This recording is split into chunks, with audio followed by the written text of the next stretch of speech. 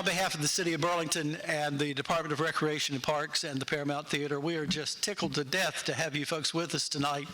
It is not true that I have seen over half of the history of this town, but Walter has. And what we will do is we'll have a bit of presentation for about, I think we said about an hour, take a little, give you a chance to stretch your legs, get a sip of water. We'll come back and finish up and then have a question and answer session afterwards. And if we don't know the answer, we'll make something up. I assure you. It may not be correct, but it'll be entertaining. And so, Walter, take it away. Well, what we would like to do in the next 90 minutes or so is to give you a history of Burlington from the beginning to the present day. Obviously, we can't go into any great detail in such a short amount of time, so we're only going to touch on the highlights. And if there's something more you would like to learn about, we can try to schedule a future session like this to cover that topic more thoroughly. One thing we both learned over the years is that few people know anything about Burlington's history. Most people know it had something to do with the railroad and textile and hosiery, but that's about it. It's not surprising because most old records and copies of newspapers prior to 1930 were lost, burned, or otherwise destroyed. And no one has ever written a good, comprehensive history of Burlington either, although I'm working on one. And local history doesn't seem to be taught in schools anymore like it once was. So what we want to do here tonight is to explain to you how Burlington came to be and what has happened here since people have been living in this area. We hope we will both enlighten and surprise you. No one came to what is now Burlington and said, well, this looks like a great place to build a town. Burlington is where it is solely because of its particular location and its existence to the decision of one individual named Walter Gwynn, who never lived here and based his decision solely upon location. So we'll talk about location first, and we'll talk about Mr. Gwynn later. As strange as it may sound, Burlington owes its existence to a plains buffalo who one day, many thousands of years ago, led his herd on a migration from what is now Virginia through North Carolina's Piedmont, probably in search of new grazing land. That original herd entered what is North Carolina now, near present-day Henderson, and traveled in a southwesterly direction until it reached the Eno River. Then, probably to avoid the Cane Creek Mountains, it turned due west for about 25 miles before crossing Haw River at either the present town of Haw River or the present town of Swepsonville, and resumed its southwesterly path. Now, since the buffalo is one of the largest land animals in North America, averaging about 6 feet in height and averaging over a ton in weight, buffalo also, since they travel in herds numbering in the tens of thousands, and since buffaloes are grazers, they've left a big wide path devoid of vegetation wherever they go. Now, over the ensuing centuries, the first herd's path was followed by thousands more. And although some of them branched off the original path a little bit here and a little bit there, they generally followed the same route. It was kept clear since there were still buffalo in this area in the beginning of the 18th century, with the last one being spotted in 1758. When the first humans appeared, they easily tracked the buffalo for hunting purposes by following their clearly marked migratory paths. These humans soon found the old paths to be ideal trails for foot traffic as well, since animals always take the path of least resistance. In other words, they prefer to stay on flat land and cross rivers at natural fords where the water is not too deep and the current is not too swift.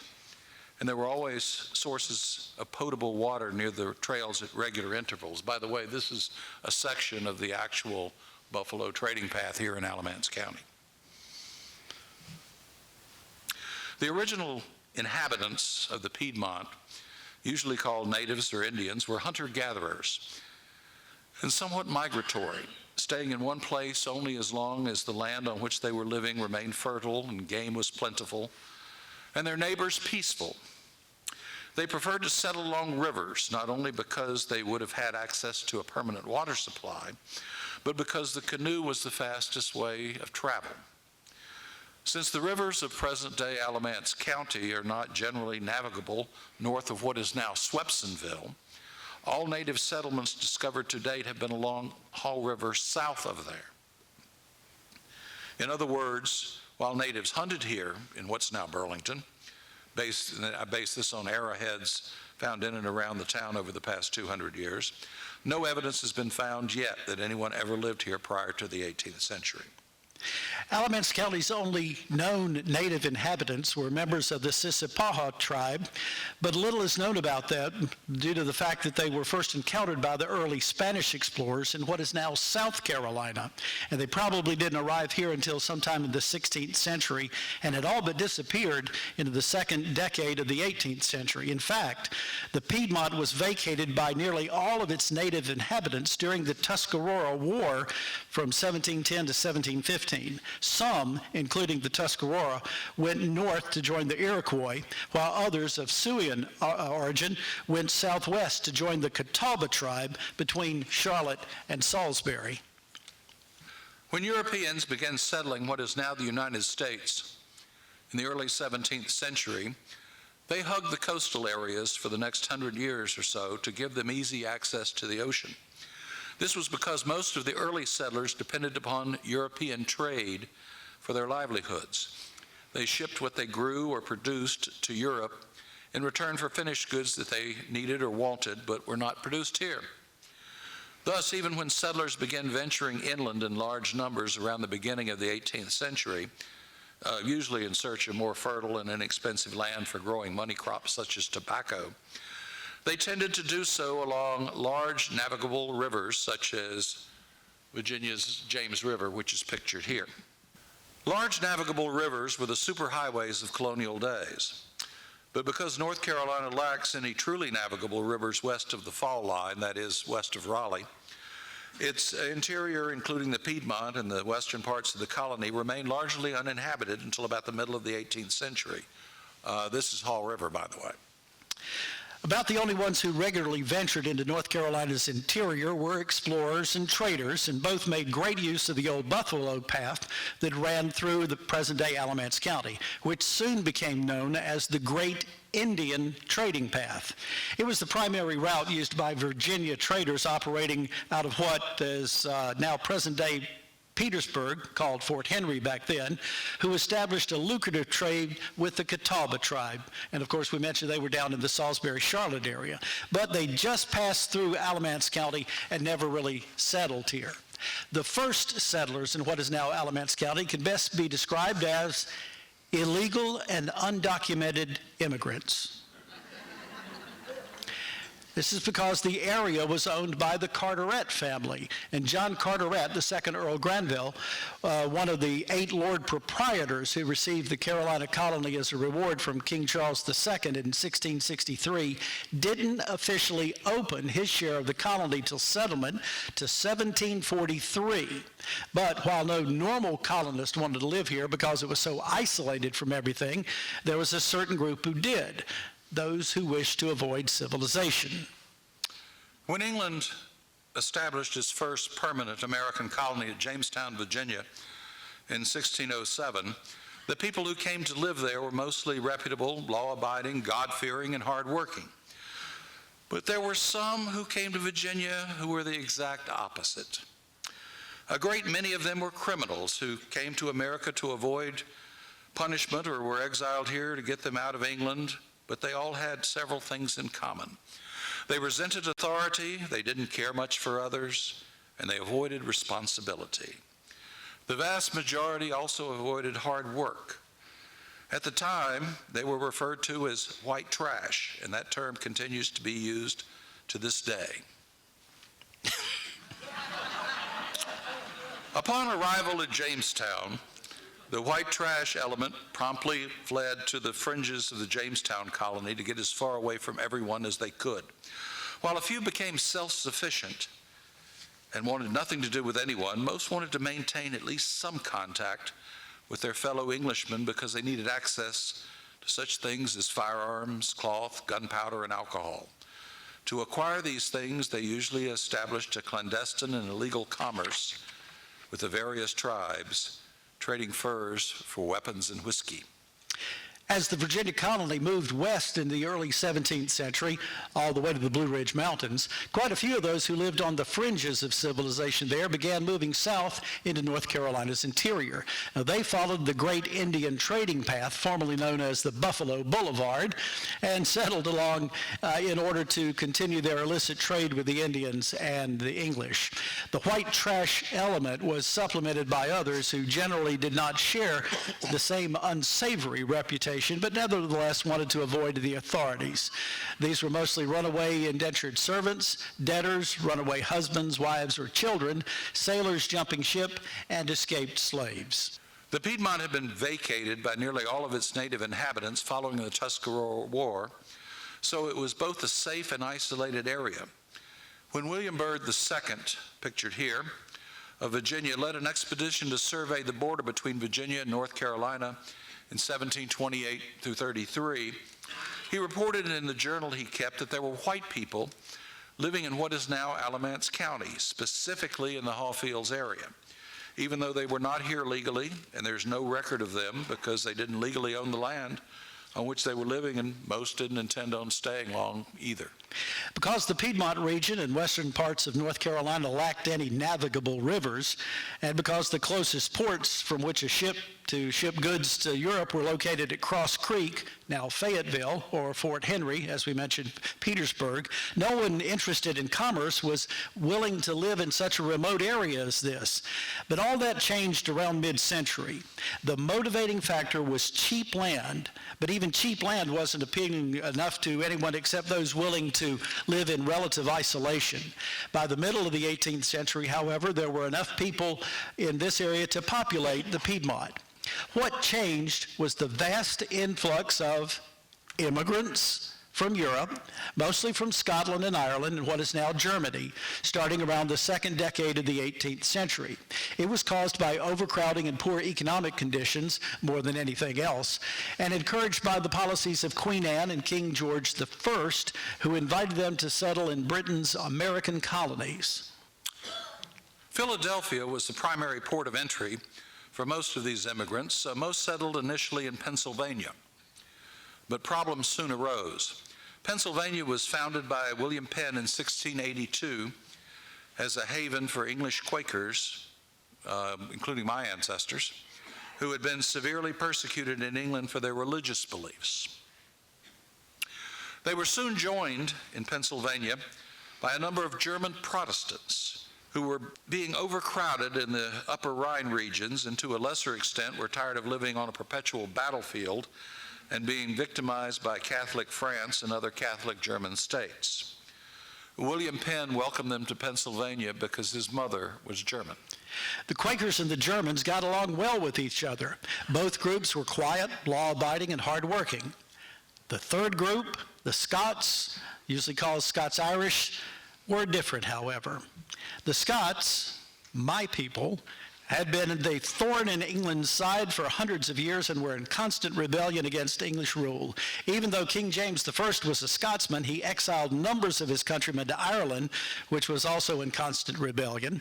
Large parts of Northern Ireland were depopulated by warfare between England and Ireland in the 16th century, so King James sent most of them there to take over abandoned estates. But Protestant Scots found themselves almost as unwelcomed in Catholic Ireland as the English. An attempted coup by the Scottish rebels against the newly crowned King George I in 1715, followed by a sudden economic downturn in Northern Ireland, resulted in large numbers of Scots from both Scotland and Ireland coming to Pennsylvania. The new Scottish immigrants were not very neighborly to their German and English Quaker neighbors. They were quarrelsome and resented authority, and many drank heavily. That was mostly my family. Land quickly became scarce, which drove up prices. William Penn always purchased land from the tribes in Pennsylvania in order to keep the peace with them, and he also kept a wide buffer zone between the natives and the whites in order to avoid any potential conflicts. But when he died in 1718, his heirs quit purchasing land. When prices began to rise due to the shortage of legally available land, The Scots simply moved into the areas that had not been purchased yet, which antagonized the Indians. Pretty soon everybody wanted out of Pennsylvania. The Quakers and Germans wanted to get away from the Scots, and the Scots wanted good, cheap land. Going north was not really an option because neither New York or New England wanted any of the three groups. Going south was their only choice, but Maryland was out because it was a Catholic colony and didn't welcome Protestants. Virginia required its residents to be members of the Church of England. So North Carolina, with its abundance of cheap land,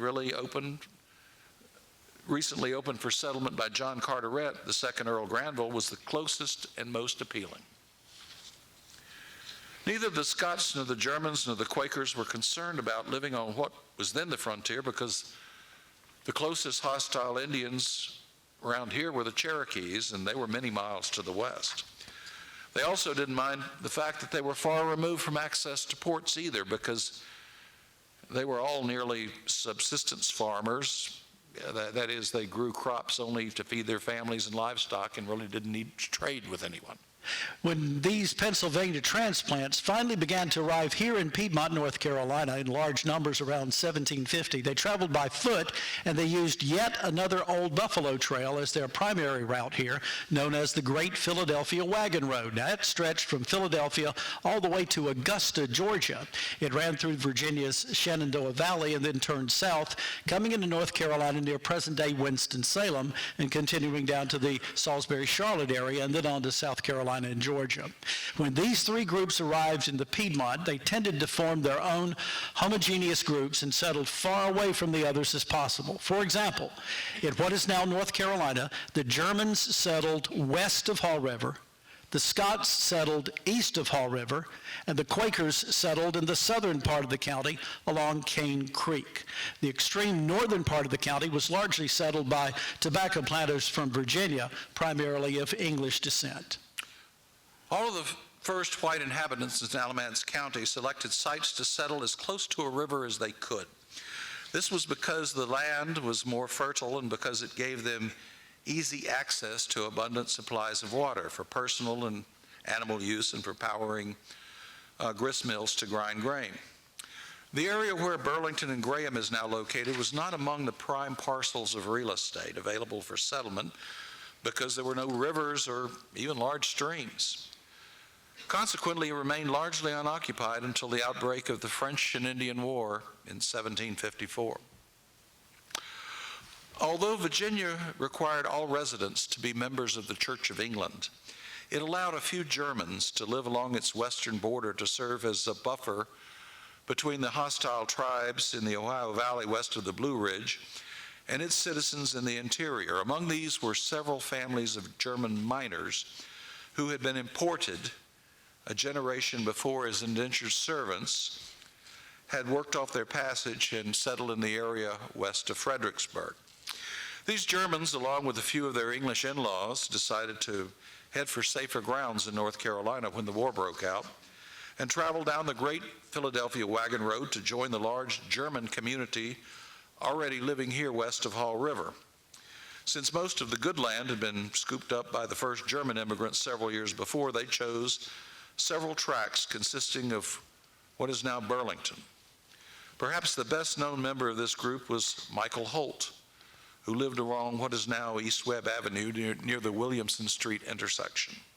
The two most important settlements in the Piedmont in colonial North Carolina were Hillsborough, the county seat of the once very large Orange County, located along the Great Indian Trading Path, and Salisbury, located at the intersection of the Great Indian Trading Path and the Great Philadelphia Wagon Road. There was a lot of traffic between Salisbury and Hillsborough, since those wishing to register their property had to travel all the way to Hillsborough to do so. Among those was a young Daniel Boone. That was Fess Parker, by the way. As Daniel Boone, not as Davy Crockett. Boone's passage through what is now Burlington was commemorated for several years by a monument at the intersection of Trollinger Street and West Webb Avenue. And that is it. But so many cars ran into it that Mayor Horner ordered it removed, and it was never replaced. And no, the Boones buried in Browns Chapel Cemetery up there on West Davis Street are not related to Daniel. They were German Boones, spelled B-U-H-N originally, and Daniel was of English Quaker stock. They were just pronounced the same. Although most people living in what is now Burlington were subsistence farmers, the little German community's location along the old Buffalo Trail, which was by then being called the Hillsborough-Salisbury Road, made it an ideal place for taverns and inns and blacksmith shops and stores to service travelers, and several sprang up here. One of the best known was the O'Neill Stagecoach Inn, where the Askew Dog Park is today. It was owned and operated by William O'Neill, whose mother, Margaret Clark, was German. His older sister was married to Michael Holt. Although generally commemorated here locally, the Regulator Rebellion, which culminated in the Battle of Alamance in 1771, was not the first battle of the American Revolution, as some call it, and it had little impact on the residents of what is now Burlington. It was merely an uprising by a group of Piedmont farmers, mostly from Randolph County, against corrupt government practices. Indeed, many former regulators sided with Britain during the American Revolution. What is now Burlington was greatly impacted by the American Revolution, however, although not until relatively late in the rebellion. Stalemated in the northern colonies by 1779, Great Britain changed its tactics in 1780 and decided to invade the three southernmost colonies, split them from the rest, since the people in Georgia and the two Carolinas were mostly loyalist or neutral. Locally, nearly everyone followed that sentiment, although there were a few that supported the Patriot cause, including William O'Neill, who became a local leader. However, his heavy-handed recruiting tactics made many enemies of his neighbors. Following the crushing defeat inflicted upon the Continental Army of the South at the Battle of Camden, South Carolina in 1780, British troops under the command of General Cornwallis, pictured here, chased General Nathaniel Greene, the commander of the new Continental Army of the South, out of South Carolina, across North Carolina, and into Virginia during the winter of 1780-81. Greene luckily escaped across Dan River at what is now the town of South Boston and took all of the boats for miles around him. So Cornwallis, his men exhausted and out of supplies, decided not to pursue. Instead, Cornwallis came south to Hillsborough to get resupplied and to add troops to replace those he had lost. Cornwallis sent out a request for all local loyalists in Orange County to join him, and a large group led by Dr. John Pyle responded. Pyle said that he would gather his men on Michael Holt II's plantation, which used to be near the present-day intersection of Maple Avenue and Anthony Street, and requested a contingent of British cavalry to escort him and his men safely to Hillsborough. Cornwallis dispatched his most trusted subordinate, Colonel Bannister Tarleton, to find Pyle and bring him back. Tarleton proceeded west from Hillsborough and crossed into what is now Burlington at Trollinger's Ford, now the town of Haw River. He proceeded down what is now North Church Street, Fisher Street, West Webb Avenue, and then Tarleton Avenue, South Mebane Street, and then Alamance Road, which was then all a part of the Hillsborough-Salisbury Road. Tarleton reported in his journal that he and his men were attacked by small bands of local patriots along the way, with one of these skirmishes possibly occurring along Tarleton Avenue near the West Davis Street intersection.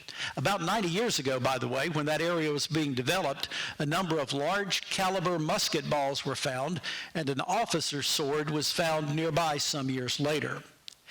Now, Tarleton stopped to ask directions to Michael Holt II's plantation, but he found that everyone spoke only German, and he couldn't understand them, so he headed in the wrong direction. As night approached, he decided to return to the O'Neill Inn and appropriated as his headquarters for the night. His men camped in what is now Pine Hill Cemetery. Meanwhile, General Greene dispatched a group of Patriot cavalrymen to head south and keep his eyes on Tarleton. Led by Colonel Henry, Light Horse Harry, as he was called, Lee, the father of future Confederate General Robert E. Lee, and including the father of future Confederate General Joseph Johnston, Lee arrived in what is now Alamance County at the same time Tarleton did. But he crossed Hall River at the Swepsonville Ford, south of Trollinger's Ford, and proceeded east. Colonel Pyle had been told to follow the men in green uniforms, which is what the British cavalrymen also wore at the time.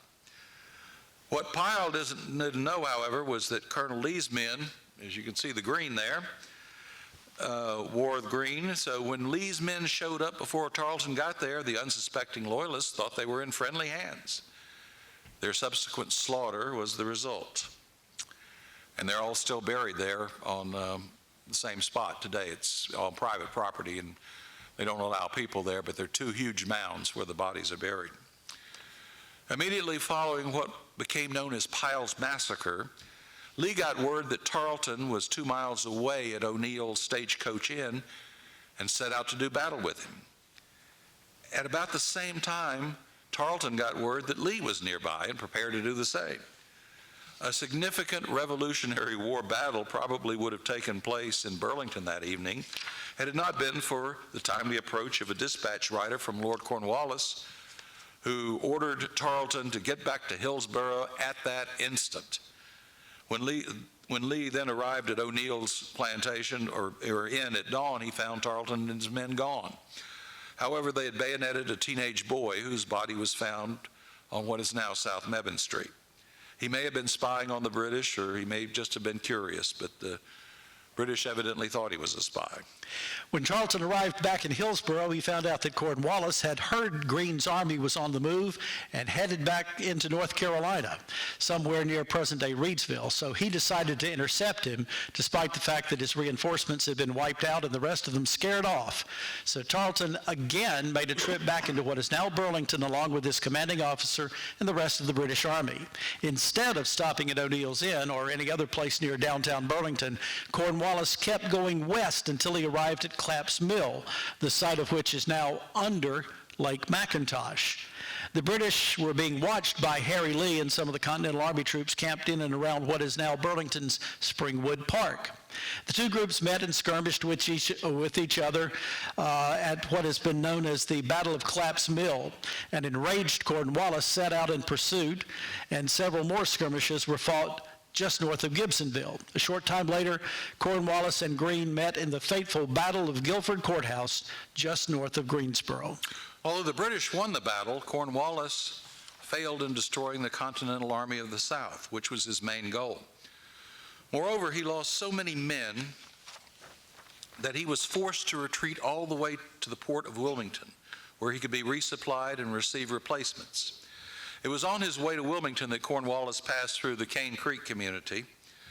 The British Army's one-night stay there has received all of the press since then, but their more significant presence in what is now Burlington, for some reason, has been largely forgotten or ignored. After arriving in Wilmington, Cornwallis decided to go to Virginia and punish that colony for aiding Greene's army. At first, all went well, and Tarleton came within a whisker of capturing Governor Thomas Jefferson at his Monticello home. But in October, just 8 months after he was in Burlington, Cornwallis's army was trapped, and he was forced to surrender. The Battle of Yorktown is considered to be the end of the American Revolution, but it actually dragged on till 1783 when the final peace treaty was signed and the British left. But most of the fighting that took place in Alamance County occurred during that time. However, it was not between the British and the Americans, but between the Loyalists and the Patriots. And it was very brutal and nasty. When it was all over, however, nearly all of the Loyalists and neutrals suddenly announced they'd been patriots all along. During the more than 50 years following the American Revolution, practically nothing happened in what is now Burlington, except that the Germans quit using the language in their schools and churches and started speaking English. They also anglicized the spelling of their surnames. Drollinger, D-R-O-L-I-N-G-R, became Trollinger. Dickel, D-I-C-K-E-L, became Tickle. Lau, L-A-U, became Low, L-O-W-E. Lang, L-A-N-G, became Long. Scharf became Sharp. Hofheinz became Huffines, and so on. By the end of the 19th century, many of these German families, especially the well-to-do ones, began to announce that their ancestors had actually been English noblemen. But even Britain's current royal family likes to hide the fact that they're more German than English. The first event worthy of mentioning in Alamance County was the birth of the textile mill. Due to a paucity of records, however, exactly which mill was first to begin operations is not really known. The best claimant seems to be the Cane Creek factory started by William and Peter Stout. It was constructed as early as 1830 or as late as 1835. The second mill was the High Falls Manufacturing Company in what is now Hopedale. Construction was begun by John Trollinger in 1832, but the mill was apparently not in operation until sometime between 1837 and 1840 due to a depression in the country during those years. The third and best known is the one pictured here, is Alamance Factory, started by Edwin Michael Holt, the great-grandson of Michael Holt, the German immigrant, in what is now the village of Alamance in 1837. All of these mills were water-powered. Over the next 3 decades, several other textile mills were constructed along the streams and rivers of Alamance County. Most failed for one reason or another, but Edwin M. Holt's mills prospered, chiefly because it began making a plaid cotton fabric, which was in high demand. And this is an example of the Alamance plaids that were originally made. The biggest problem all of these mills faced, however, was the market for the cotton yarn and fabric that they produced was primarily local, since there was no good or easy way to get their products to market. In other words, navigable rivers were required for transportation, but the short, swift-moving streams that we have here in Alamance County were just perfect for running the cotton mills.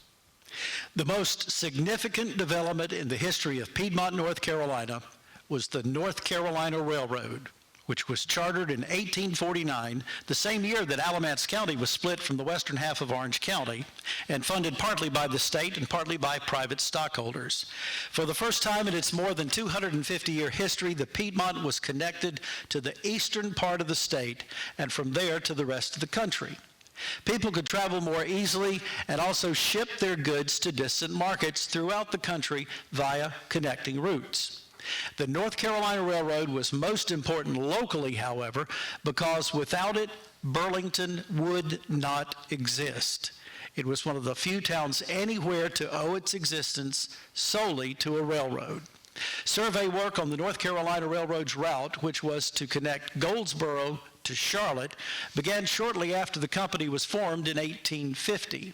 Not surprisingly, the surveyors found that the old Buffalo migration routes, there's that Buffalo again, the section of the Great Indian trading path between Durham and Charlotte was most suitable. It wasn't the shortest route, but it was the flattest. And flat was important because the locomotives in use at the time were not powerful enough to pull a train up a steep grade. Once the route was established, the next 3 years were spent securing rights of way, grading the track bed, and building bridges across rivers and streams. In 1853, however, when Walter Gwynn became the railroad's chief construction engineer, he proposed a single repair and maintenance facility for the line, and that it should be located at the midway point of the 223-mile route, rather than having separate facilities in both Goldsboro and Charlotte. The exact halfway point lies in what is now Glen Raven, but the ground there was found to be too swampy and thus unsuitable. Now I know why all the old people always call Glen Raven Frogtown. It was then decided to go west 2 miles and east 2 miles and locate the shops in the new county seat of Graham. But Graham didn't want the shops because it was feared that the noise would interfere with court business. It was at this point that Ben Trollinger, a member of the railroad's board of directors and son of John Trollinger, who had established the cotton mill at Hopedale, proposed that the shops be established on a tract of land he had acquired between Glen Raven and Graham. Now, contrary to most of the accounts and histories of Burlington that have been written so far, Ben Trollinger didn't own any of the land he offered the railroad for its shops.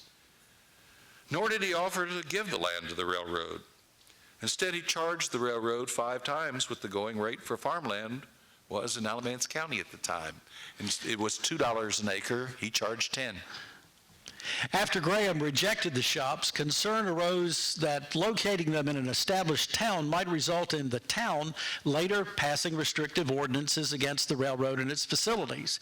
There was also some concern that railroad employees might be lured into the town's bars, gambling establishments, and, dare I say it, houses of ill repute. So, while the repair and maintenance facilities would occupy only about 15 acres of land, the railroad decided to acquire 640 acres, or 1 square mile, to establish a suitable buffer zone around the shops. The land Ben Trollinger offered, a little over 631 acres in size, bisected by the railroad tracks. The shops could be located at almost the exact center, and it was only 1 mile from the location recommended by Chief Engineer Gwynn. The railroad jumped at the offer, although it sparked a great deal of controversy at the time. Meanwhile, work on the line itself progressed rapidly. Track was laid through Alamance County in 1855, with the section between Haw River and Gibsonville completed in October. The first train began running between Goldsboro and Charlotte January 29th, 1856. The first passenger from what is now Burlington was Sarah Jane Turrentine, who grew up in the old O'Neill Stagecoach Inn that her family had acquired. Once the land for the maintenance and repair facilities had been acquired, Chief Engineer Gwynn drew up plans for the buildings to be located there. The 2 primary structures were the engine shop.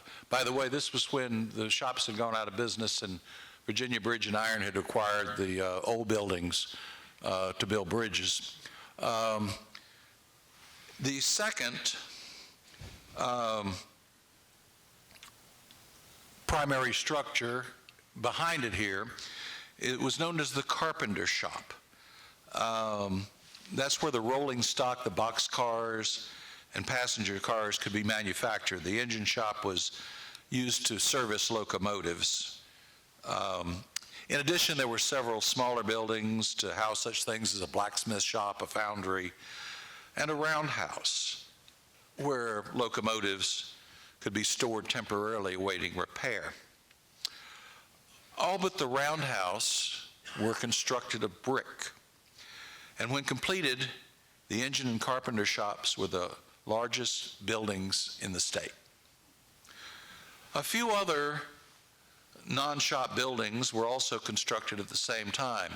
Flanking the shops were small houses for supervisory employees and a boarding house for others. By the way, this is Brick Row. It was just to the east of where the Amtrak depot is now. All of these houses survived until they were torn down in 1970.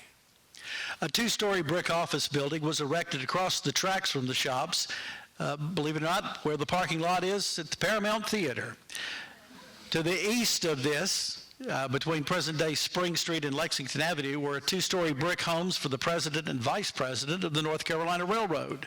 The shops themselves were completed and in full operation within a year after the line had opened. The remaining buildings were completed later in 1857. Interestingly, although a passenger depot directly in front of the engine house was depicted on Walter Gwynn's original design for the shops, no one was ever built. It is suspected that it was because there was no town nearby and thus no passengers, or very few, for service. The last building constructed by the North Carolina Railroad in the complex known as Company's Repair Shops, later shortened simply to Company Shops, was a large two-story brick hotel. It was located on the same side of the tracks as the railroad's office building, and its site would be just to the west of the present Main Street crossing. West Webb Avenue cuts right through the middle of where this building used to be. The hotel, which was always referred to as Railroad Hotel, was an afterthought and constructed at the insistence of the North Carolina Railroad's new president, Charles Fisher, for two primary reasons. First, when Ben Trollinger sold the land to the shops to the railroad, he extracted a major concession. He had a hotel on land he owned in the town of Haw River and made the railroad agree to allow passenger trains to stop there for their meals, which was a huge source of revenue for him. This concession especially disturbed the North Carolina Railroad board member E.M. Holt, who was also Ben Trollinger's business rival. Fisher ordered the construction of a hotel at company shops in 1858. That in and of itself was not a bad idea, since there was no place for people visiting the place to stay. Plus, Fisher himself needed some place to stay when in company shops because he chose to retain his residence in his native Salisbury and didn't use the large president's house built for him. Here he comes now.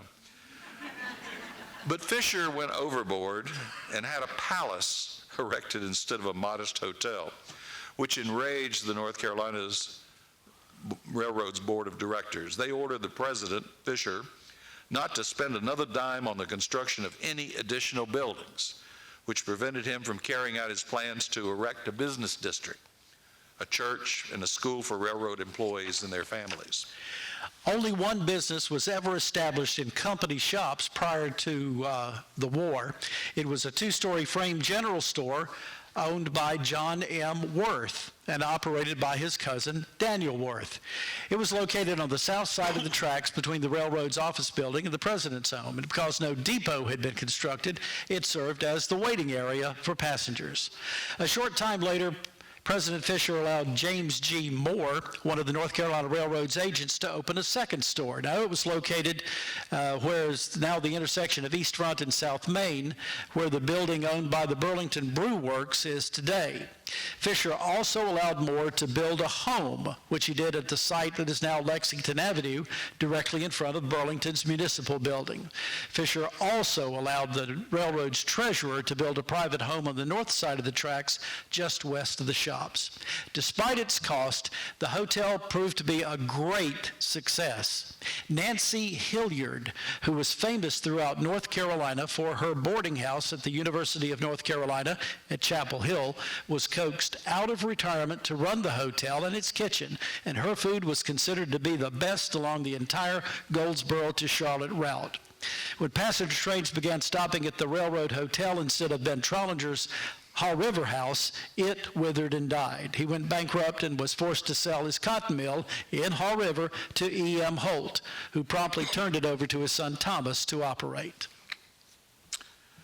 The North Carolina Railroad's maintenance and repair facilities and company shops proved to be a great success.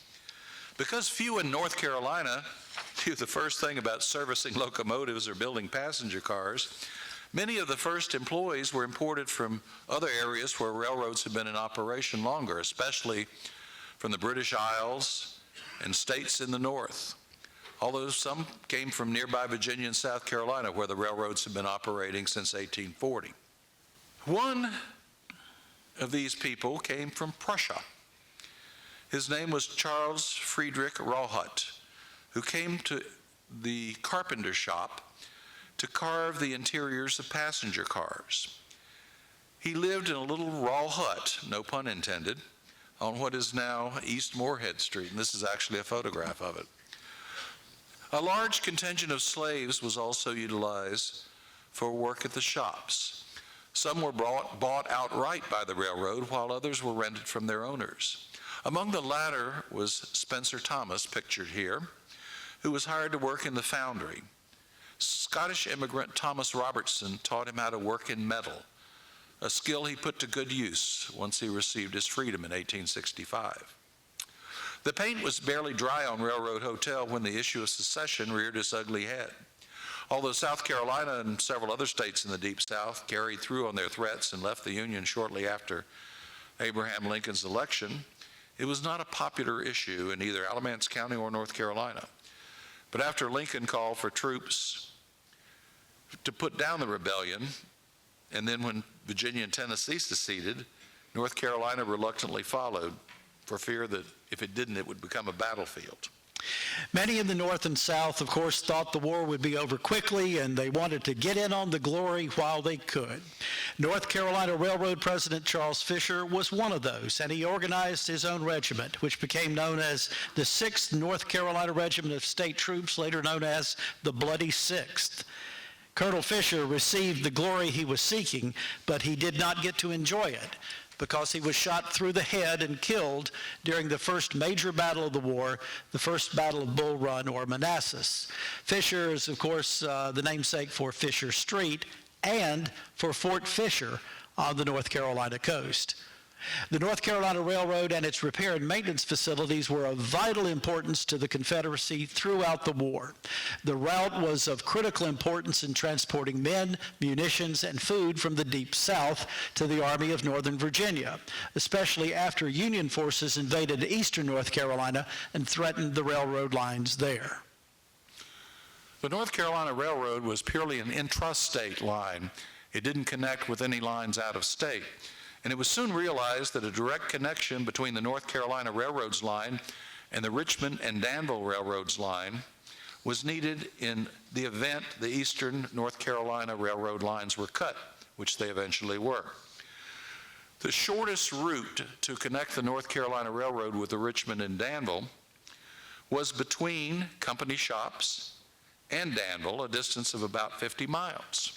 But Confederate President Jefferson Davis personally intervened and vetoed this route for reasons unknown. He wanted the connection made at Greensboro instead of company shops. This decision would have a great post-war impact on the future of the North Carolina Railroad's repair and maintenance facilities, and hence on Burlington. By the way, Jefferson Davis was here in town in 1871. He slipped one night, had dinner with President Smith just at the president's house, which was located just across Spring Street from the Paramount's back parking lot, and then slipped out. No one even knew he was here. By the way, Davis Street here in town is not named in the honor of Jefferson Davis. It's named in honor of North Carolina Railroad Director Dolphin Davis. Since the South lacked any factories for constructing locomotives, it was up to the skilled and resourceful employees who didn't leave North Carolina when North Carolina seceded to keep the existing locomotives repaired. The carpenter shop was kept busy repairing the rolling stock and building new boxcars to transport soldiers and supplies. Unfortunately, the North Carolina Railroad's equipment wore out quicker than the personnel at company shops could repair it. Except for causing shortages of food and goods, the Civil War had relatively little impact on company shops until the very end of the conflict, because railroad workers were exempt from the draft. By early 1865, Union forces under the command of General William T. Sherman invaded North Carolina from the south. General Joseph Johnston's Army of Tennessee, the Confederacy's largest, was slowly pushed back until it halted at company shops in mid-April. Troops camped all over what is now downtown Burlington. Meanwhile, that spring, Union forces under General Ulysses S. Grant broke the stalemate in Virginia and forced Robert E. Lee and his men to retreat west. Confederate President Jefferson Davis and his cabinet fled Richmond then and came to Greensboro. From there, Davis issued orders to Lee that he and his army were to follow him and join up with Johnston's army here in company shops. But Lee was cut off and forced to surrender at Appomattox. Davis ordered Johnston and his men to keep fighting, and for a while it looked like the climactic battle of the Civil War was going to be fought right here in company shops. But Johnston decided to disobey orders and surrender. He addressed his men from a platform erected behind John M. Worth's store at what is now the intersection of East Webb Avenue and Spring Street.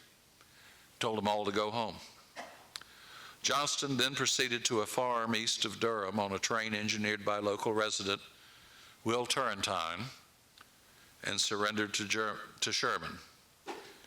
The Civil War was over. By the way, Johnston's father, as I mentioned earlier, had been here 84 years before when he was part of Lee's Legion and participated in Pyle's massacre. Company Shops was occupied by Union forces after Johnston's surrender, and troops encamped at Charles Fisher's former parade ground off of what is now North Broad Street. The soldiers passed part of their time looking for valuables they heard Southerners had buried in the ground.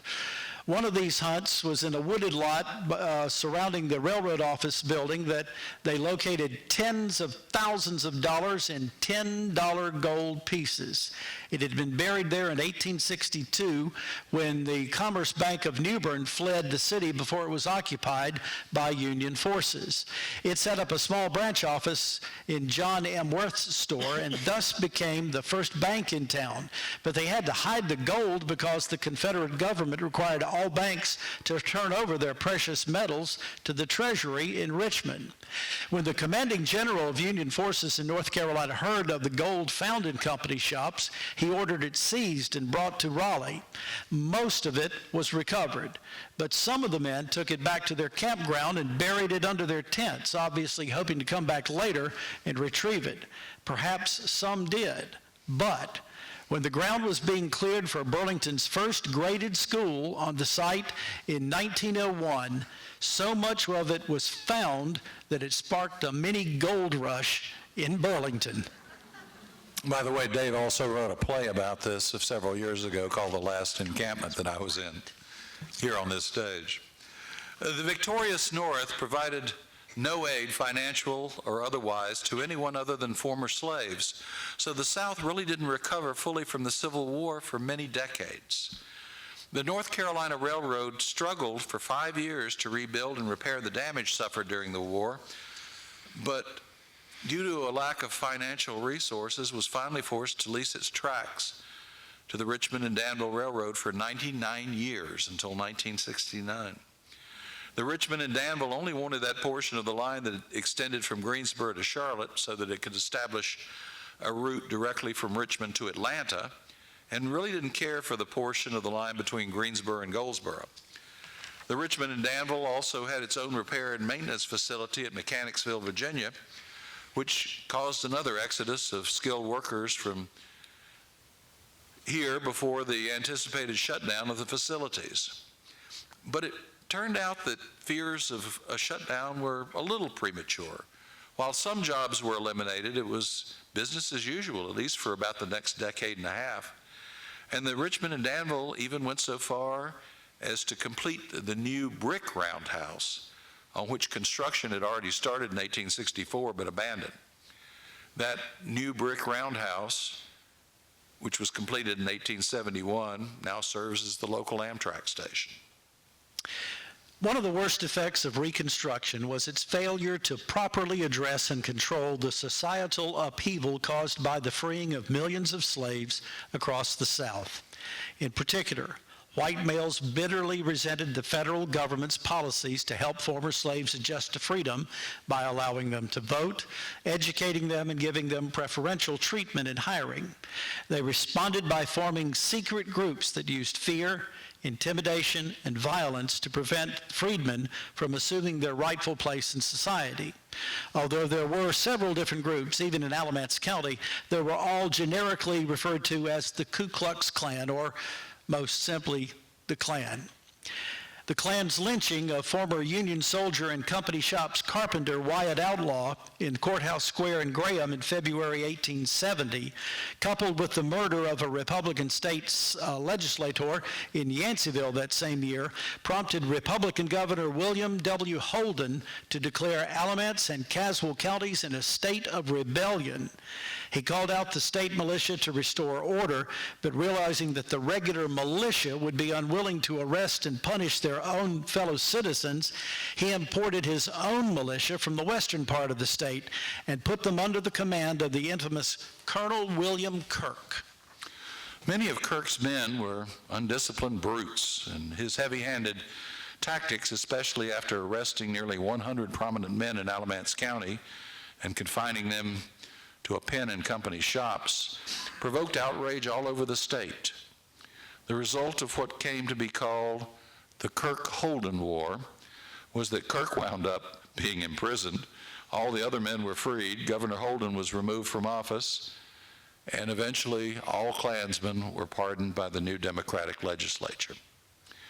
For the next 20 years, neither the Civil War nor Reconstruction was talked about much because people were simply ashamed and embarrassed by what had happened. Everyone just wanted to get on with their lives. The North Carolina Railroad released its iron grip on company shops a bit following the Civil War by allowing people not associated with the railroad to move into company shops, to set up businesses, and to build homes. It also granted these people a form of self-government. However, the railroad still exercised a great deal of control regarding who it would allow to live and do business here, and it leased the land rather than sold it outright.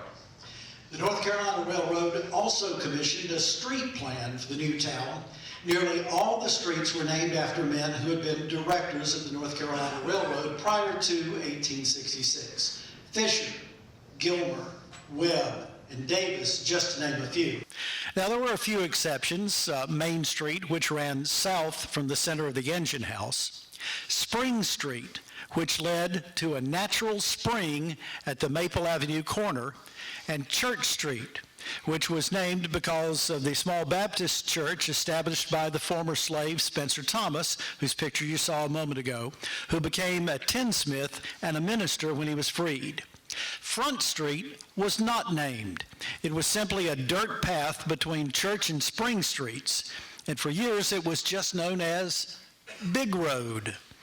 It was originally a shortcut for Methodist ministers traveling from Graham to Brown's Chapel on what is now West Davis Street, and was also called Methodist Path.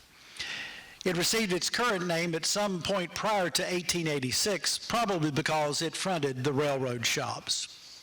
Although local citizens erected a small church and school building at the corner of what is now Church Street and West Davis Street following the war, it was soon appropriated by the Freedmen's Bureau and removed to what is now the corner of Vance Street and North Church Street to serve as a school building for the newly freed slaves. A new church and school building called Union Church School was completed in 1869 just off Fisher Street, north of the railroad tracks. It was opened to all denominations, and most used it until they erected church buildings of their own. During the 20 years following the railroad's decision to allow outsiders to operate in company shops, the business district grew very slowly. Alex McAllister, John M. Worth's son-in-law, came to operate his store and displaced Daniel Worth, who had run it for nearly 10 years. Daniel Worth then went out and started his own store, which was actually a cooperative store, called simply Cooperative Store Number 1. It was behind the Railroad Hotel at what is now the corner of West Front and Main Streets, where the amphitheater is today. There were a few other short-lived general stores. When James G. Moore's health began to fail a few years prior to his death in 1879, Dr. John Allen Moore, no relation, bought it and erected a new store on the site.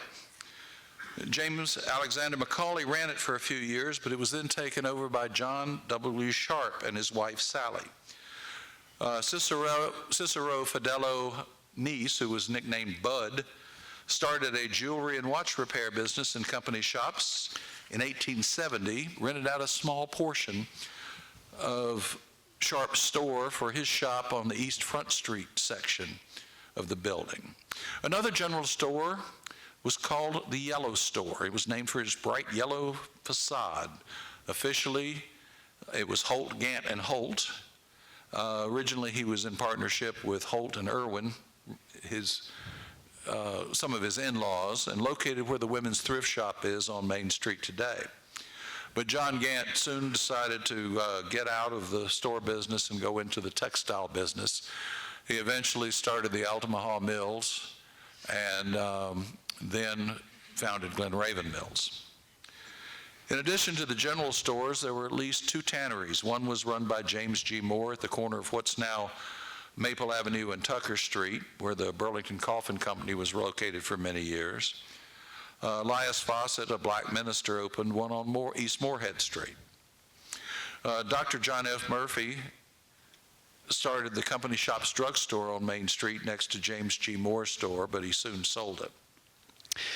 Dr. Richard A. Freeman eventually bought the business a few years later and ran it for many years. The longest-lived business, however, was a combination of hardware and drugstore founded by Dr. Benjamin Abel Sellers, a name we long-term residents really know. That happened in 1872. Dr. Sellers was born and raised at the home of his father, Thomas Sellers, on Graham Hopedale Road. He studied medicine at the University of Pennsylvania and married the former Fursana Kime. He spent the Civil War years at Long's Mill, a small community near Liberty, but decided to come to Company Shops to live and open a store. His home at the corner of West Front and South Church Streets, across from Front Street from the present fire station, and his store was on West Front Street, slightly overlapping the site of Danny's Cafe. Now, it was destroyed when George Washington Holt's brick building next door caught fire in 1888, and one of the walls collapsed on it, but he soon rebuilt it as a brick structure and started branching out into other areas, especially clothing for men and women. In 1898, following Dr. Sellers' death, his son Ben erected a large 2-story brick building on Main Street, and the store survived as a well-known department store until it finally closed in 1999. And I'm proud to say I worked at Sellers Department Store, my first real job. In 1885, the Richmond and Danville Railroad was in trouble, due mostly to overextending itself too rapidly. So when a depression hit the country in 1892, it found itself in a precarious financial decision and decided to cut back where it could. One place it found it could do so without the maintenance and repair facility was Company Shops. Massive layoffs occurred, until by 1886, there was little more than a skeleton crew working in Company Shops. For years, people living in and around Company Shops had hated the name for their small town. And in 1864, the name was actually changed to Vance. Oops, wrong way. Yeah. As you can see up there, Vance, North Carolina. It was named after Civil War Governor Zebulon Vance. But the North Carolina Railroad would not approve the change, and the next year it reverted back to Company Shops again. By the early 1880s, the nation's railroads were viewed by most people, especially their underpaid and overworked employees, as oppressive and evil monopolies. And a strong union movement swept the country, even reaching here into Company Shops. Farmers, manufacturers, and other business people who used the railroads to ship their products chafed at the sky-high freight rates. So it was not surprising by early 1887, after the mass layoffs, it was decided to change the name of Company Shops to something else. A town meeting was held on February the 1st, 1887, in the large room above James Alexander, who was known as Jim Alex Holt's new store building at the corner of East Front and Main Streets. It had been erected in 1885 to replace the old building Dr. John Allen Moore had built that had been destroyed by arson on October 20th, 1884, along with most of the buildings around it. Various names were suggested, including Carolina-Delphia, Holtopolis, but no one could agree. After hearing all this arguing, former slave and former town commissioner John Lane remarked that he had not heard such a fuss since the stock law requiring all livestock to be penned up had been passed a short time before, resulting in the confinement of Burlington, a tame Jersey bull belonging to Daniel Worth. which had been sent to him by his Quaker friends in Burlington, New Jersey following the Civil War to replace the area's depleted cattle herds. Everyone's ears perked up at the name Burlington, and it was suggested as a compromise name for the town.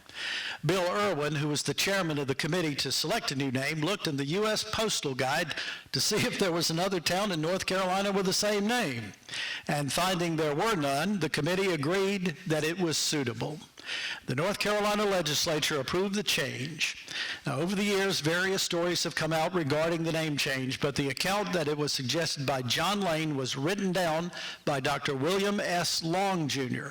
He, by the way, was the son of Elon College's founder, who was at the meeting.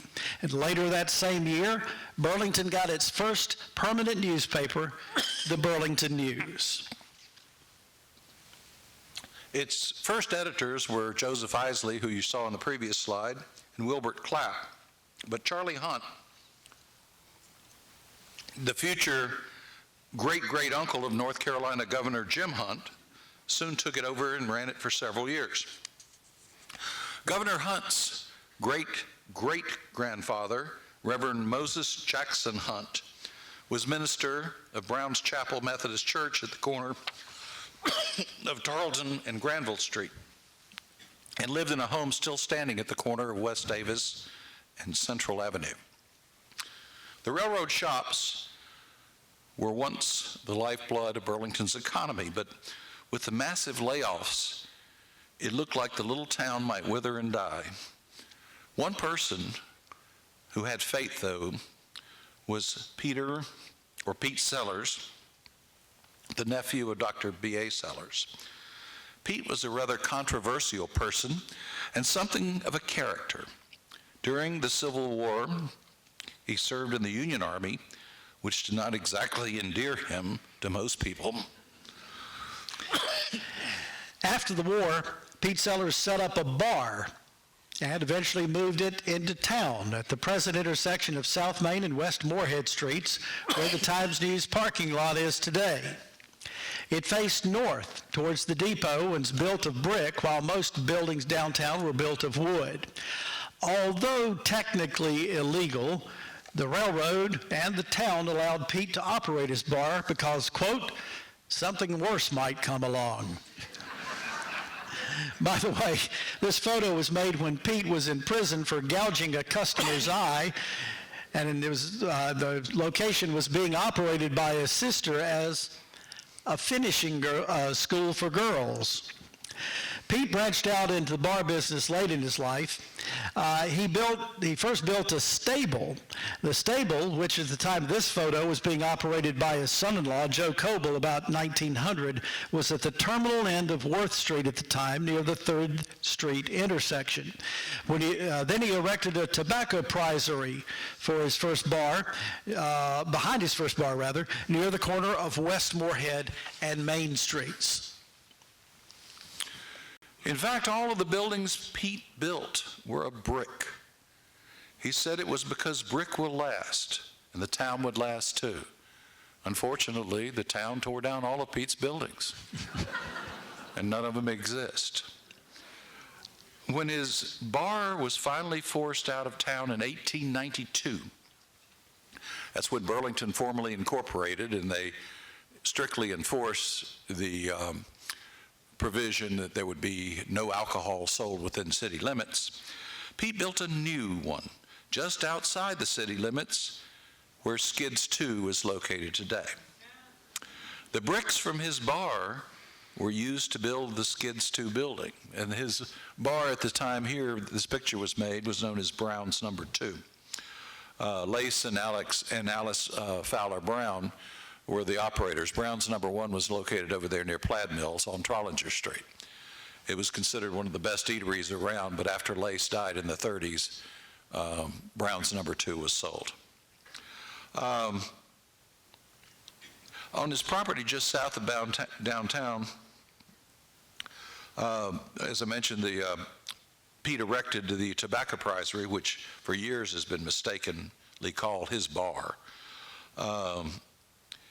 And although the bar did good business, it did not add a great deal to Burlington's economy.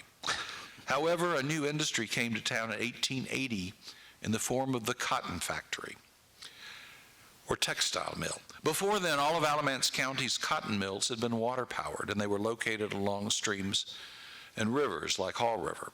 But colder winters in the 19th century often froze these waterways, forcing the mills to close down and idle employees for as long as a month or two.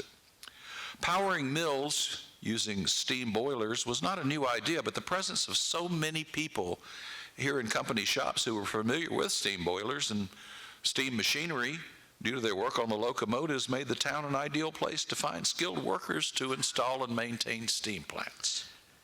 The first steam-powered cotton mill was the brainchild of Lafayette Holt and was opened in 1882. Now, he was a descendant of the German immigrant Michael Holt, but was only a distant cousin of E.M. Holt, who had founded the Alamance factory way back in 1837.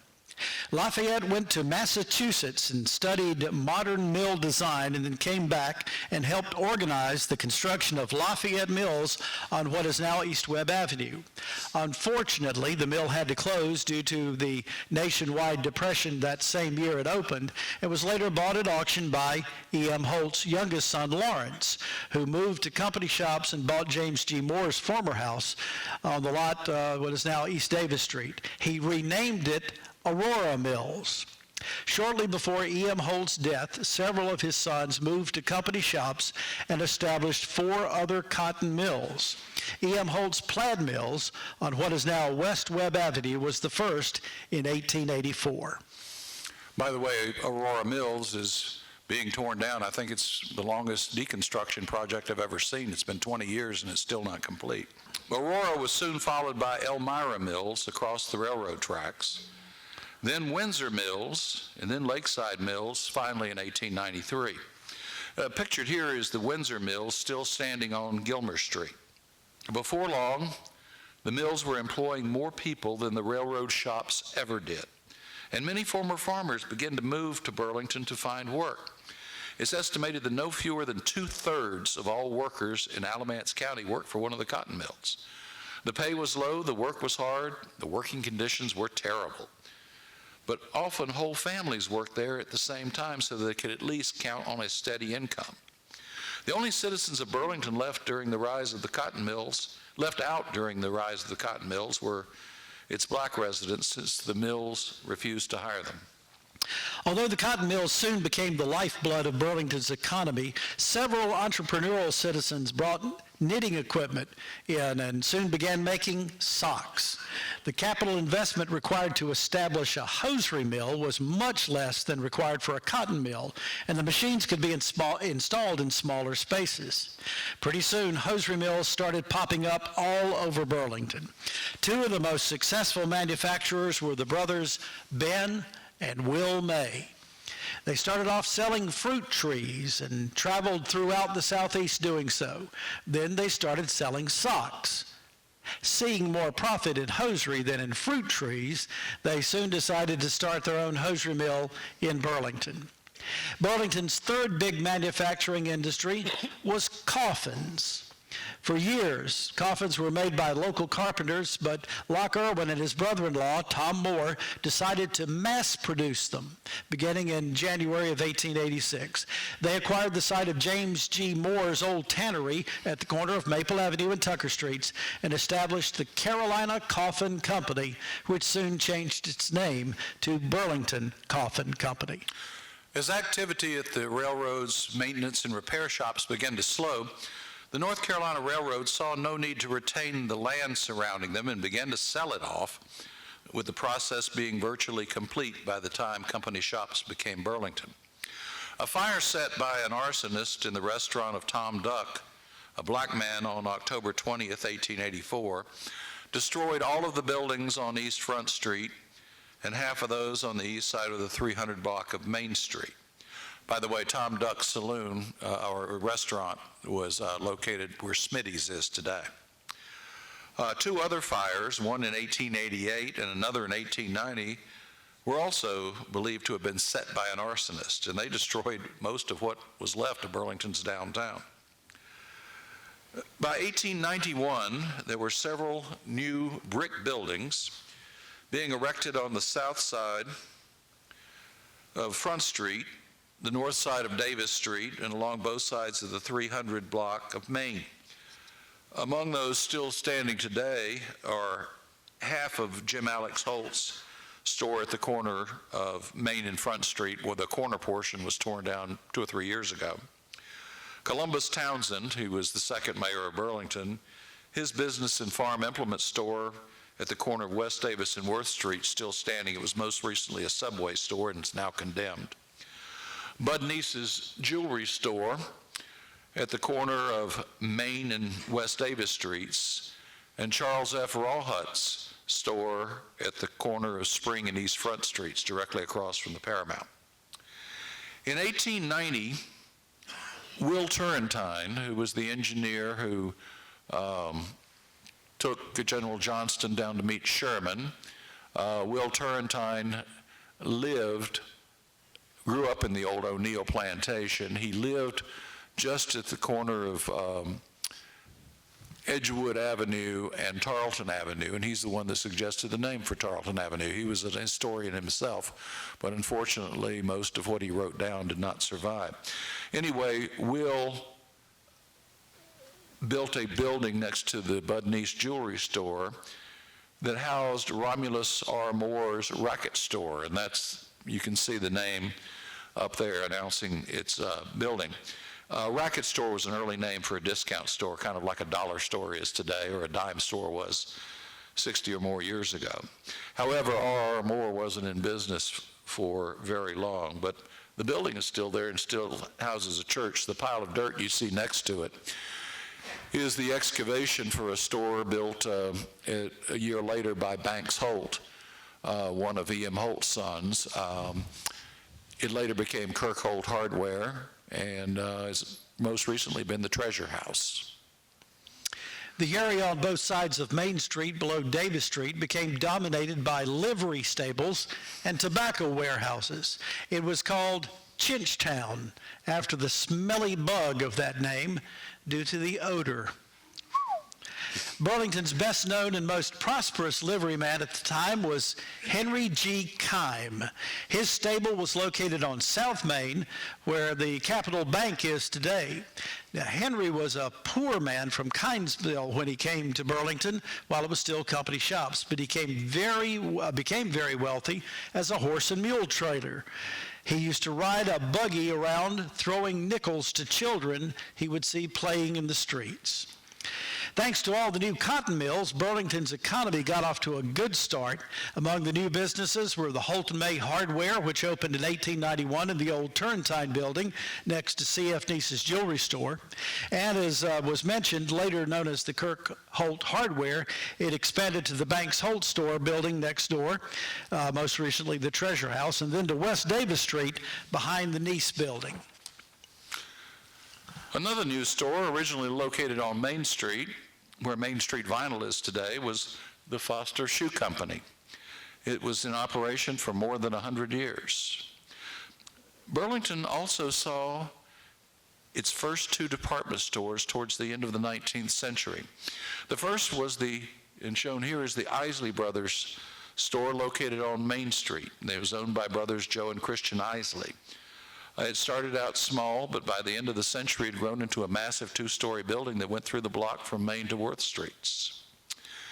And as mentioned earlier, too, in 1898, Dr. B.A. Sellers' oldest son, Ben, bought an empty lot on the side of Main Street opposite the Isley store, and there erected this 2-story brick building, and turned his father's former drug and hardware store into a modern department store that rivaled the Isley Brothers in size. The two were competitors until the Isley store failed at the beginning of 1918. Sellers, on the other hand, lasted until 1999, when it finally closed its doors for good. But growth slowed during the rest of the 1890s due to another depression called the Cleveland Panic that started in 1892. It wasn't until after the Spanish-American War in 1898 that things began to grow again. Unfortunately, at that same time, 2 very ugly things happened that have been ignored or glossed over since then. First was the rise of white supremacy. During the 1890s, the Republican Party attracted large numbers of poor white voters throughout the South by addressing issues important to them. North Carolina even elected its first Republican governor since William W. Holden. That occurred in 1896. His name was Dan Russell. The Southern Democrats responded by using race as the issue to bring poor white voters back into the fold. The late 19th century was an era in which social Darwinism was rampant. That is, the belief that certain races were superior to others. It was in full vigor and in vogue at that time. To many, it appeared that the whites of the Western European descent were the predominant race because nations such as Britain, France, and Germany were able to conquer and colonize so much of the rest of the world with relative ease, and nearly all of the technological developments originated in those countries. Those of African descent in the United States were unfortunately portrayed as little more than savages with animal instincts fit only for manual labor. This was emphasized locally by a series of high-profile rapes attributed to young black men against white women, the most publicized being that of Bob Matkins, pictured here, who was charged, convicted, and hanged for that crime in 1901, although many people believed he was not guilty. But once they had attracted a sufficient number of white voters, the Democrats further diluted the Republican Party's voter rolls by disenfranchising black voting rights. This was followed by a series of laws to segregate the white and black races from each other and to further emphasize the inferiority of the latter. In Burlington, where black and white businesses once coexisted side by side, black businesses were relegated to an area along Worth Street, west of Main Street and south of Moorhead Street, which became known as Black Bottom. Second was the rise of the labor movement. While the cotton mills were the savior of Burlington's economy, the employees were poorly paid, averaging only about $5 a week. They were overworked and harshly treated by their cruel supervisors. A 66-hour work week was normal in 1886. That was down from 72 hours in 1882. And there were no benefits, no paid sick days, no paid vacation days, and no breaks, except a 30-minute period for lunch, which was not paid. Sundays were the only days off, but work did stop at 3 p.m. on Saturdays so people could get ready for church the next day. Many mill workers could not afford their own homes, so they lived in houses constructed by the mills and paid exorbitant rent. They bought their food and supplies from mill-owned stores and paid high prices there. More than a few found themselves in debt to the mills. The mills worked young children, and many were assigned to highly dangerous jobs, such as cleaning the lint from beneath the machinery while it was still running. These kids were called dust monkeys. Several were maimed or killed during this type of work. A massive strike against the cotton mills took place in the fall of 1900. It began on September 25th and lasted until about mid-November. At least 5,000 of the 8,000 mill employees walked off the job. The Holts responded by shutting down all of the mills. Now, the timing of the strike was poor, since the Holt mills had enough product in storage to weather a long strike, but the workers couldn't afford a long strike. The National Union of Textile Workers didn't have the funds to pay the strikers, and most of them had no savings. Pretty soon, the Holts started evicting strikers from their mill-owned homes. They also announced that the mills would reopen on October 15th, but they would no longer employ union labor. In the end, nearly all the strikers gave up and went back to work. Once cold weather started setting in during the first weeks of November, they pretty much all went back to work. The Holts had won, but at a heavy price to their local prestige. There was a great deal of sympathy for the strikers, and even newspapers like the Alamance Gleaner that had formerly supported the Holts turned against them. Except for Bob Holt, one of James Henry Holt Sr.'s sons, who ran the mill at Glencoe, and Eugene Holt, who ran Aurora Mills. They both cared about their employees and did a great deal to improve working conditions at their mills. But the rest of the Holt family became one of the most hated in Burlington. Although they successfully covered up all mention of the 1900 strike in any subsequent history of Burlington, most people had long memories of it, and the whole name was tarnished for years to come. But shortly after the new century began, Burlington entered a boom era that would last until 1928. Now, the following shows the transformation of Main Street in only 5 years. And then, only 15 years later, in 1920. Notice the bigger, better Burlington sign? Here's a close-up. Now, many people think Easy Jones and WBBB radio started it, but no, the sign was erected in 1914 and remained there until it just fell apart in 1934. It was visible to every passenger train coming into Burlington. The phrase was attributed to John Monroe Cook, who ended every speech with, "Let's all work together to build a bigger, better Burlington." The phrase was used on all city license plates until about 40 years ago, when they were no longer required. No period in the city's history has ever seen so much progress and construction and so many improvements in the city's infrastructure. Remarkably, most of it was due to a handful of progressive individuals who planned ahead, looked to the future, took great risks, and ignored the naysayers. One of these men was Mayor Archippus Floyd Barrett, known as Chip. He was a partner in the Freeman Drug Store and served as mayor from 1905 to 10 and encouraged many civic improvements. Burlington had a small police force shortly after the name was changed, Frank Paler being the first chief of police. He ran a harness shop right across the street. But it was not until 1902 that Burlington organized its volunteer firemen into what could be deemed a professional organization. Hydrants were added along Main Street, with a water source being the railroad's reservoir, which is now City Park. For everyday purposes, downtown Burlington merchants and residents depended on a community well at the corner of East Front and Main, right in front of what used to be Mary Catherine's. But an outbreak of typhoid in 1904 caused the city to dig a new deep well and install water and sewer pipes for indoor plumbing. This city also received a modern telephone service from Southern Bell, replacing a mom-and-pop operation that had been in existence for about 5 years. The city also built a modern electric plant on Hawkins Street to provide electrical service to the downtown area for the first time. A streetcar system began operating in October 1911, connecting Burlington to Graham and eventually to Haw River.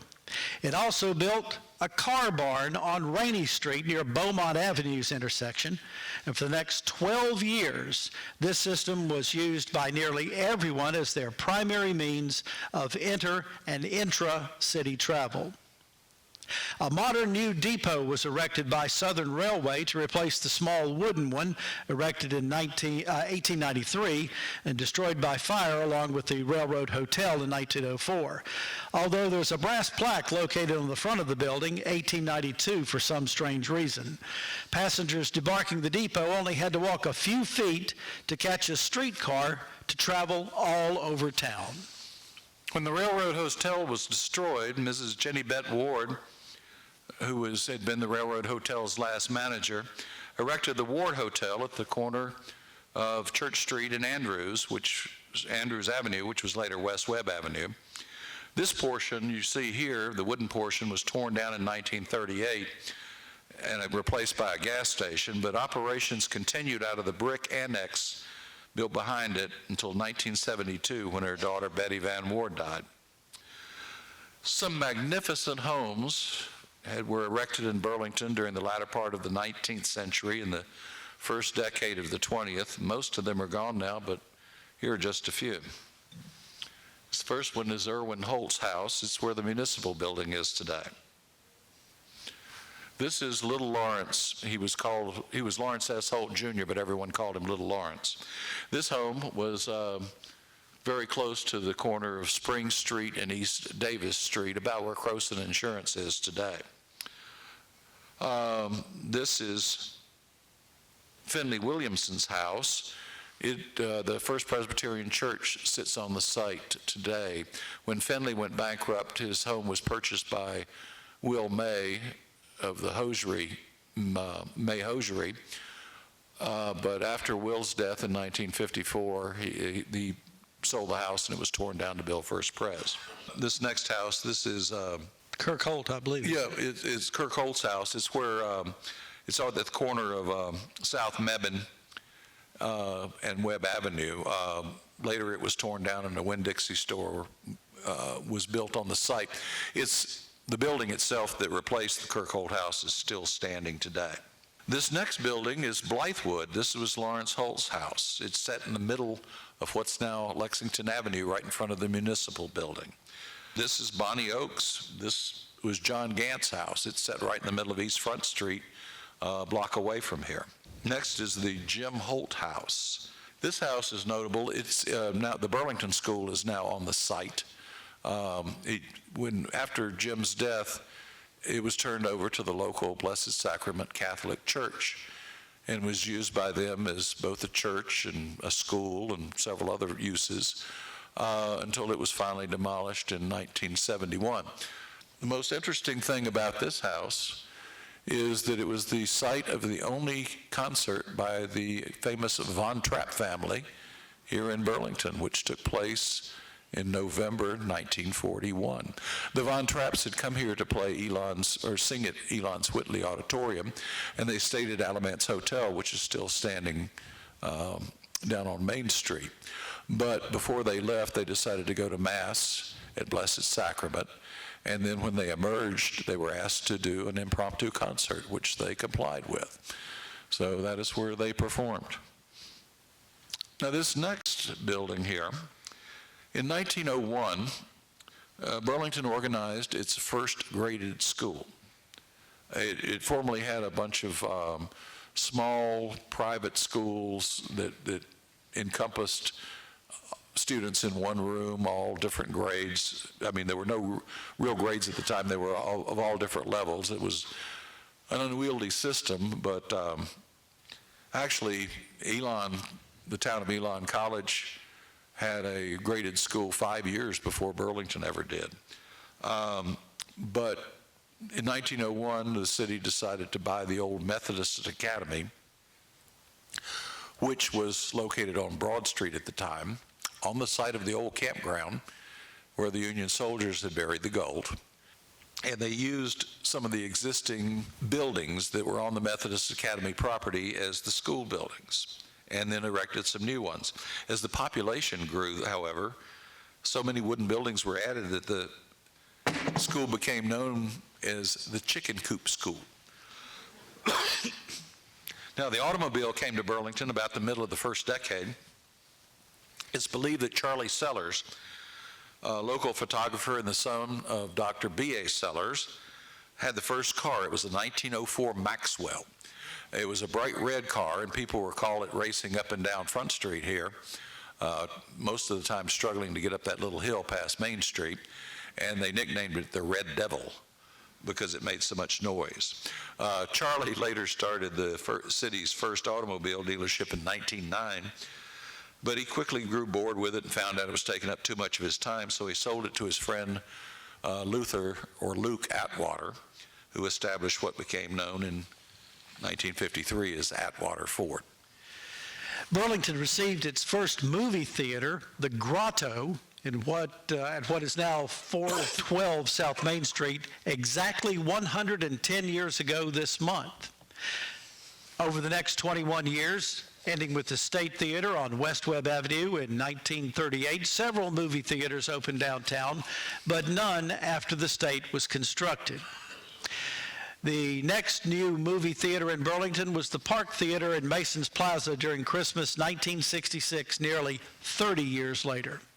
This theater, the one we're sitting in, was constructed in 1928 and opened as the Grand Theater in mid-December by Judge Ruffin Qualls.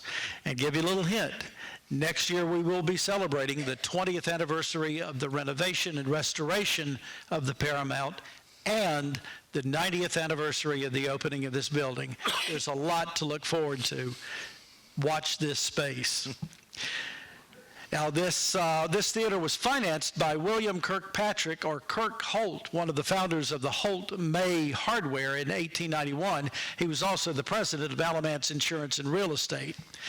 Burlington erected its first buildings to exceed 2 stories during the first decade of the 20th century. The first was the Troxler Building, opened in 1907. That's still standing on East Davis Street. The second was First National Bank Building, erected in 1909 at the corner of Main and Front. The first 2 decades of the 20th century also saw the arrival of many new citizens, some of whom were immigrants from Eastern Europe, the Middle East, Greece, and China. Many Greek immigrants later opened restaurants. The first was Nick Sacrenti, who opened the New York Weenie Stand on Main Street in 1919. The Alamance Hot Weenie Lunch, pictured here, was opened by Zacharias John Touloupas in 1928, and it was the 3rd Greek restaurant after New York Weenie Stand and Atlanta Hot Weenie Stand. And it's the oldest still in continued operation, although it's now called Zach's. Jews started coming to Burlington around the turn of the century. The first 2 known Jewish merchants were brothers Ike and Max Harris. They operated a clothing store over here at the corner of East Front and Main Street around 1904. It's the part of the Burlington Brew Works that they tore down. That was known as Harris's on the Corner. Now, most of those from Eastern Europe were Jews from Russia, seeking to escape the Tsar's pogroms. Among the many Jews who became well-known businessmen in Burlington were brothers Saul and Meyer Levine, Hyman Fleischman, Benjamin Goodman, Abe Goodis, Isidore Goldman, and Isidore Mazur. Now, the Corey family came from Lebanon, and they opened a dress shop in the 400 block of Main Street. Carl Berg came from Norway and opened Berg's Bakery across East Front Street from this theater where the vacant lot is today.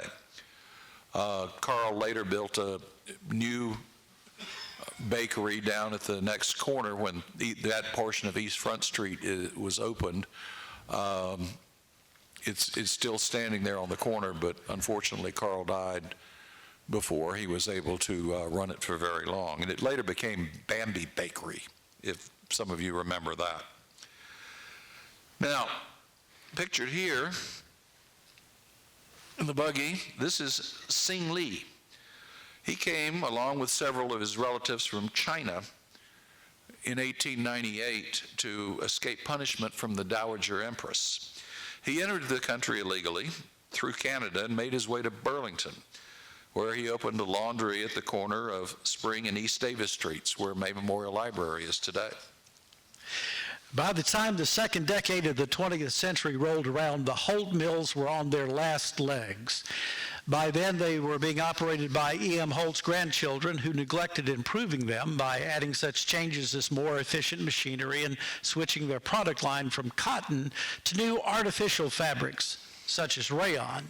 It wasn't long before the Holt Mills were losing market share to mills in other cities in North Carolina that adopted these improvements, and they began to lose money. By 1920, they were barely hanging on.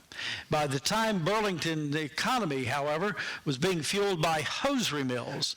Brothers Ben and Will May, who owned May Hosiery Mills, located at the corner of East Moorhead and Main Streets, dominated the hosiery industry in the city.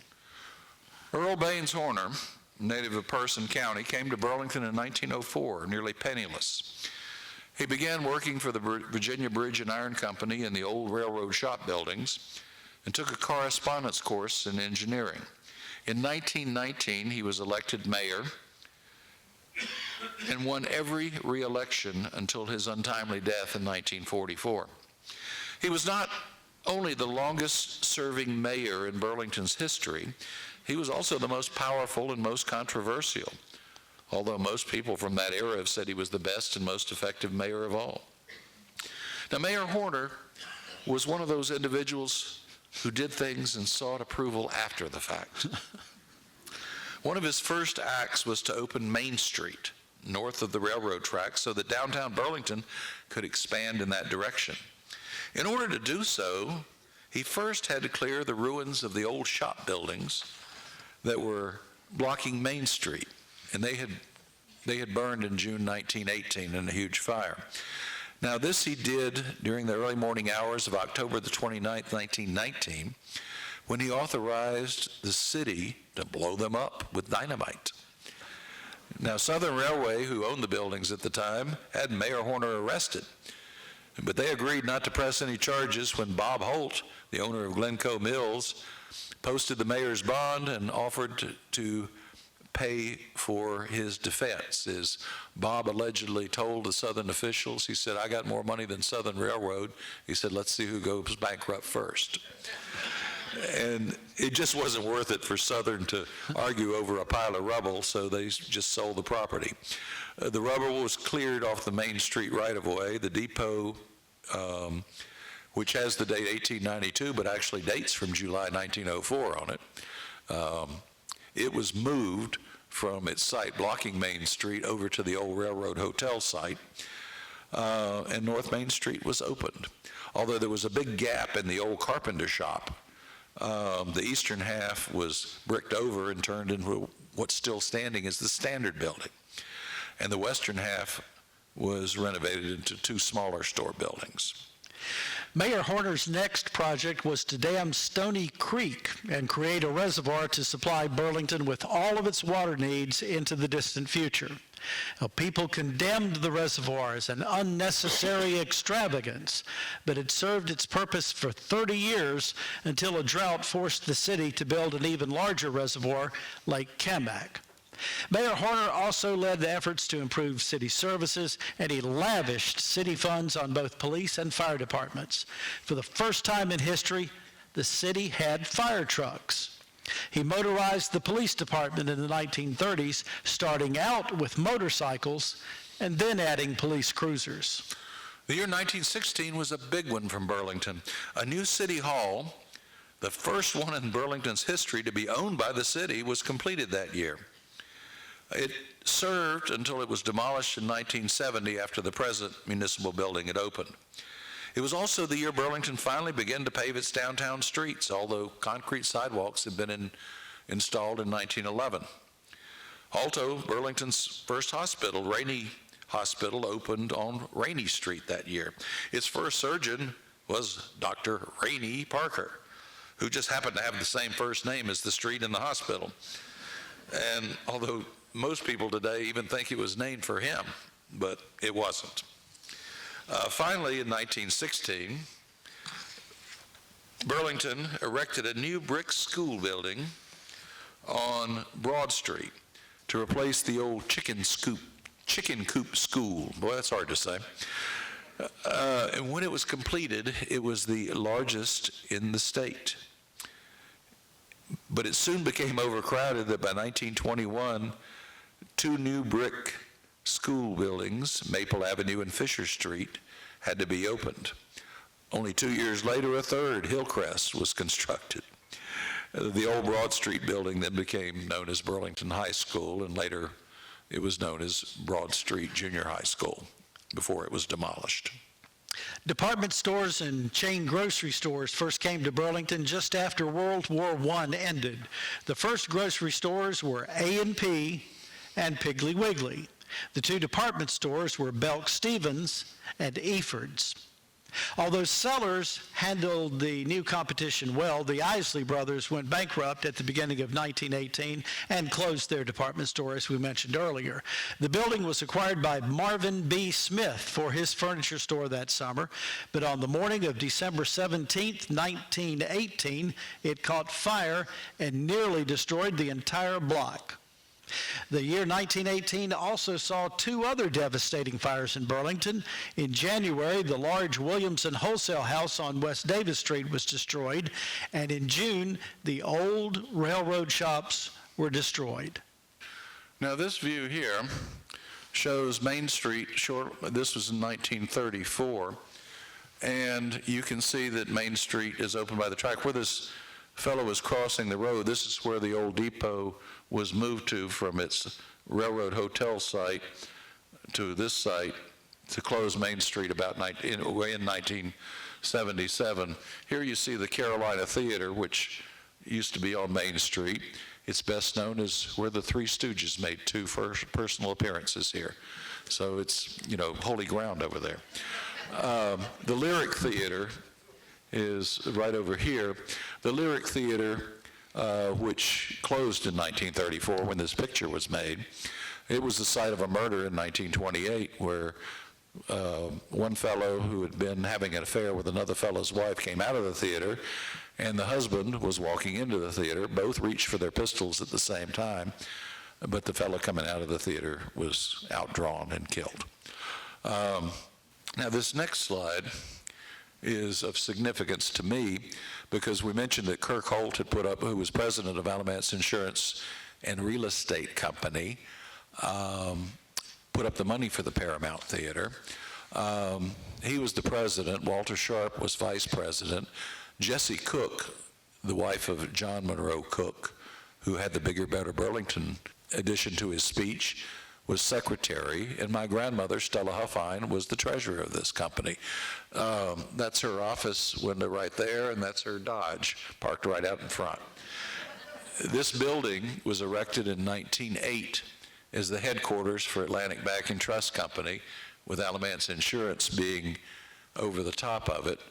In 1928, unfortunately, the Central Loan and Trust Company failed, which brought down every other real estate and financial institution in Burlington.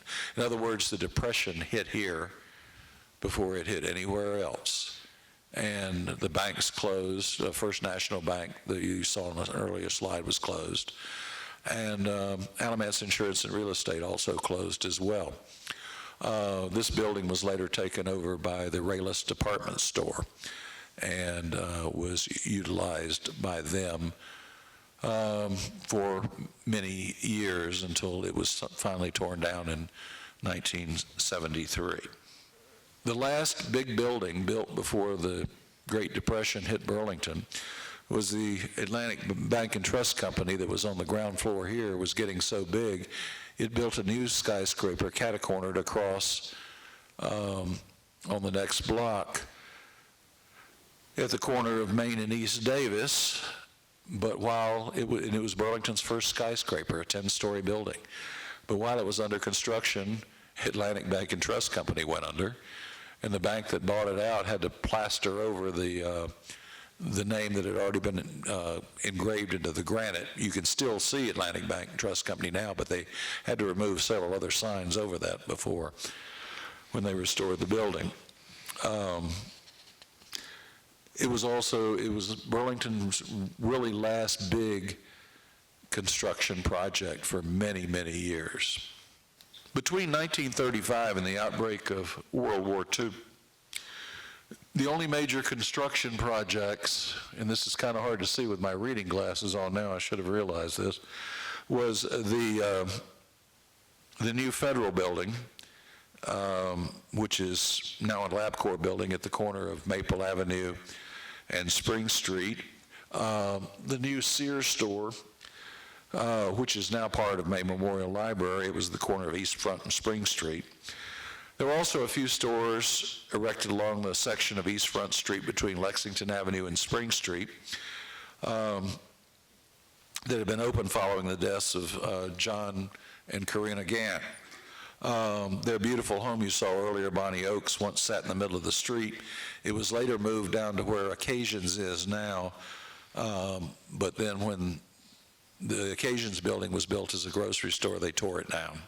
One of the most shocking events of the decade was the murder of Alamance County's new sheriff, Marcellus P. Robertson, a former Burlington police officer, and veteran police officer Sonny Vaughn. This took place in the early morning hours of December 7th, 1938. Now, Sheriff Robertson had gone to the Burlington Police Station, then located on Andrews Avenue on the first floor of City Hall, to tell his former colleagues about his first day as sheriff. While he was there, someone stopped by the station and reported that there was a burglary taking place at the Sprinkles service station at the corner of North Church and Trade Streets.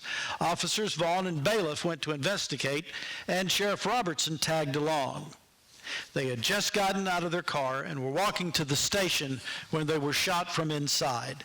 Both died on the scene. Officer Bailiff then fired through the window and killed the burglar who had fired the shots. During the first 3 decades of the 20th century, Burlington grew from a sleepy little village into one of North Carolina's 10 largest cities. The Great Depression put the brakes on further growth as it did nationwide, and while things improved during World War II, shortages of building materials and during, immediately, and after the war prevented any real growth. Burlington's economy boomed following the end of World War II, however, and was further boosted by the addition of Western Electric on Graham Hopedale Road. Western Electric made components for U.S. missiles and paid high wages, which brought a lot of skilled engineers to Burlington, many from the northern states. Unfortunately, the anti-ballistic missile treaty with the Soviet Union in 1968 caused orders from Western Electric to dry up. Burlington Industries, which had been created in 1923 from the bankrupted Holt cotton mills, Burlington Industries was created by J. Spencer Love from Gastonia, and all of the old cotton mills were turned into mills for making fabrics out of the new artificial fibers like rayon. Now, these mills were so successful in the 30s and 40s and 50s that practically anyone that wanted a mill job could get one. And it was and Burlington Industries was the dominant business in the Burlington area. But by the 1960s, the arrival of cheaper imports from places like Japan and Indonesia and India and China, they made Burlington Industries non-competitive. By the beginning of the 1970s, Burlington's economy had stagnated and downtown was all but dead. An ill-advised downtown renewal project, which began with a vast influx of government funds, resulted in the demolition of more than half of the old buildings downtown. Here's another view of Burlington about 1940 before the massive demolition started in the early 70s. Now, those along West Webb Avenue disappeared entirely, and the street was straightened and widened to occupy their former sites. Most of the buildings along Worth Street and West Front Street were also demolished, along with many in the 400 and 500 blocks of North Main. Black Bottom disappeared entirely. Plans had been made to demolish most of what was left downtown, but fortunately, government funds dried up and the destruction was stopped right before this Paramount Theater was supposed to have been torn down. Among the buildings, this was among the buildings granted a reprieve. The Qualls family that had started this theater as the Grand in 1928 tried to revive it as a movie theater between 1971 and 75, but they were unsuccessful. It was then turned over to the Gallery Players, who turned it into a successful stage theater for the next 20 years before the building was eventually renovated by the city, and it is what it is today. In 1977, an effort was made to transform what was left of downtown into a pedestrian shopping mall. Main Street was finally closed after 56 years, and the 1904 depot, not the 1892 one, that burned. Since that had fallen into disrepair since Southern discontinued passenger service in 1962, it was moved to the middle of the old 200 block of Main Street to serve as the focal point of the new mall.